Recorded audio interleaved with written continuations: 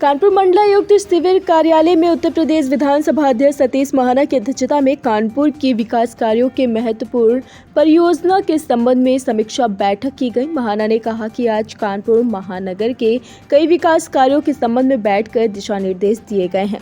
पिछली बैठक नवंबर में हुई थी। चुनाव के चलते अब आज बैठक की गई है, जिसमें रोजमर्रा की जरूरतें हैं उसके बारे में चर्चा हुई है। शहर में बिजली व पानी की समस्याओं पर भी चर्चा की गई है। रिंग रोड पर चर्चा हुई है। उन्होंने कहा कि एयरपोर्ट का उद्घाटन 26 मई को हो रहा है, जिसकी तैयारियां पूरी हैं। एयरपोर्ट की जाने वाले सभी रोडों को चौड़ा कराया जा रहा है और भी कई कार्यों के संबंध में चर्चा की गई।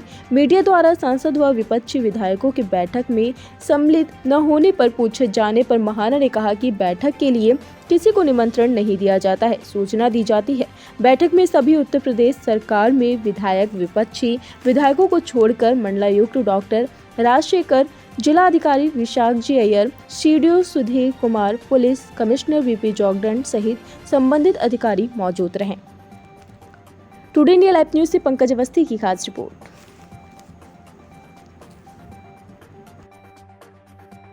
की जाती है जिसमें कानपुर महानगर के जो प्रोजेक्ट्स हैं, बड़े प्रोजेक्ट्स हैं और रोज़मर्रा की ज़रूरतें हैं जो आम व्यक्ति की, उसके बारे में चर्चा होती है। उसका एक सकारात्मक परिणाम भी निकल कर आते हैं सामने। पिछली बैठक नवंबर में हुई थी, लेकिन चुनाव आचार संहिता के कारण, चुनाव के कारण थोड़ी सी लेट हो गई। आज बैठक हुई है, विभिन्न विषयों के ऊपर चर्चा हुई है। रिंग रोड के ऊपर बहुत महत्वपूर्ण सारे काफ़ी लैंड एक्विजिशन हो गया, टेंडर भी अवार्ड हो गया और जल्दी उसके ऊपर काम शुरू हो जाएगा। जुलाई के अंतर्गत उसमें काम शुरू हो जाएगा। एयरपोर्ट शुरू 26 तारीख को हो रहा है। अभी तक इस प्रकार की सूचना आई है।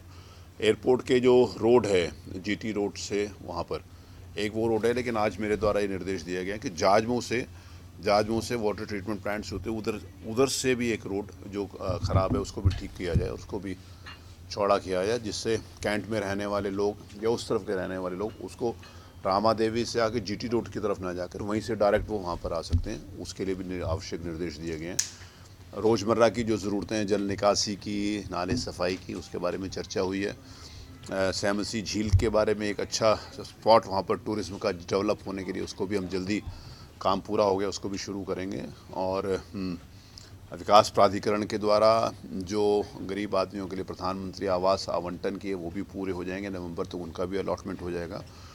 शहर के विभिन्न विषयों के ऊपर, बिजली की समस्या थी, बिजली की समस्या के बारे में भी चर्चा हुई है। बिजली की समस्या तत्काल काफ़ी उसमें सुधार 1-2 दिनों के अंतर्गत हुआ। आगे जल्दी ही कुछ जो इश्यूज़ बाकी बच गए हैं उसके ऊपर विभाग काम कर रहा है और उसको भी पूरा कर लिया जाएगा और कानपुर में जो बिजली की समस्या उसका समाधान जल्दी हो जाएगा। तो सारे माननीय जनप्रतिनिधि इसमें उपस्थित थे और एक सकारात्मक नोट के अंतर्गत बातचीत होती है।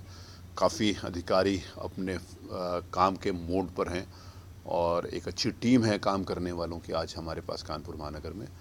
तो एक रूटीन बैठक है जिसको कानपुर महानगर के लिए आवश्यक होती है, उसको मैं करता हूँ। विकास कार्यों की बैठक थी, दोनों सांसद नहीं आए, विपक्षी का कोई किसी को मैं निमंत्रण नहीं देता हूँ।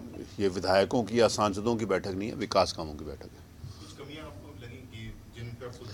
स्वाभाविक है, जिस समय जल निगम का विषय आता है तो उसमें कुछ न कुछ कमियां होती हैं, तो संबंधित अधिकारियों को आवश्यकता अनुसार निर्देश दिए जाते हैं, वो काम होता है। हाँ, उसका अभी रेलवे के आज अधिकारी किसी कारण से नहीं आ पाए थे, बाकी सारा उसके ऊपर वो नहीं, डिटेल में बातचीत नहीं हो पाई। लेकिन हर विषय के ऊपर, जैसे करबिगवा का पुल था, कई सालों से बन रहा था, वो पूरा हो गया, अगले महीने में चालू हो जाएगा। रेलवे का काम उसके ऊपर हो जाए। डेडिकेटेड फ्रेट कॉरिडोर के बारे में भी बातचीत हुई थी, उनका एक लिंक 1 किलोमीटर का होना है सरसौल से लेकर जहाँ पर है, उसके ऊपर भी बातचीत हुई थी।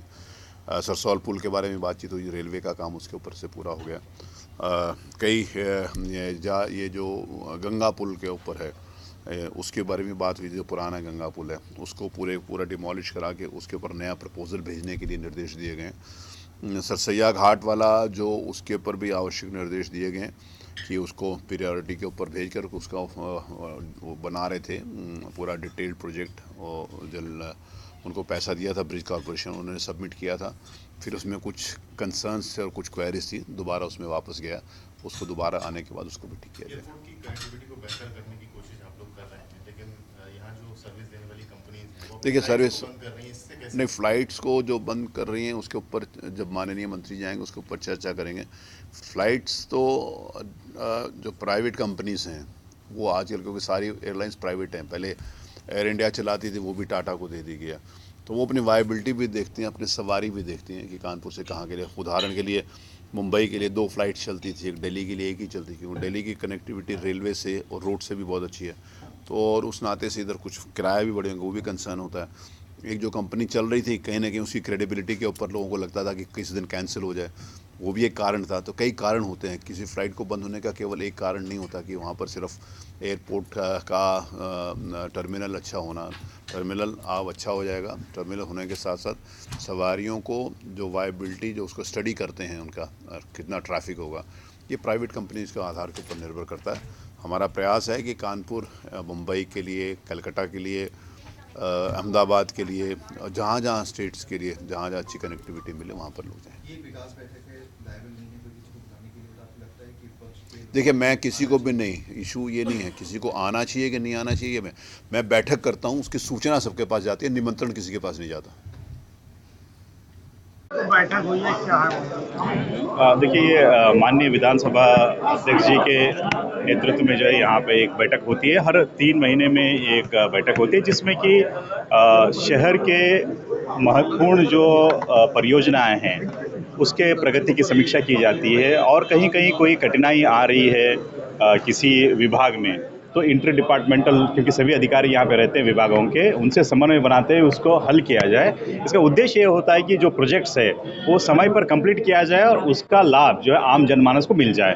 तो इसमें विशेष करके जो बड़ी परियोजना होती है जहाँ पे हज़ारों लाखों संख्या में लोगों को अफेक्ट होते हैं, तो उनको यहाँ पे प्राथमिकता आधार पर रिव्यू किया जाता है, और उसके आधार पर जो है ये भी इससे सहूलियत मिलती है कि ऐसे इस पर जो शासन स्तर पर जहाँ पे NOC आने हैं या परमिशन आने हैं या कोई बजट की इश्यूज है, तो हम जो है माननीय विधानसभा अध्यक्ष जी के माध्यम से और माननीय जो विधायकगण हैं यहाँ पे उनके माध्यम से हम इसको पुटअप करते हैं, तो शासन लेवल पे भी इसका परसू हो जाता है, तो उसका लाभ जो है कानपुर की जनता को मिलता है, ताकि प्रोजेक्ट बहुत ही शीघ्र से ग्राउंड लेवल पे हो जाती है। क्योंकि इसमें देखेंगे तो करीब 21 डिपार्टमेंट के अधिकारी यहाँ पे आज आए हुए थे।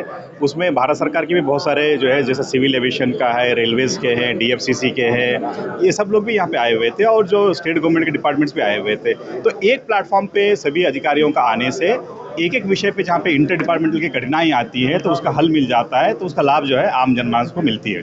धन्यवाद।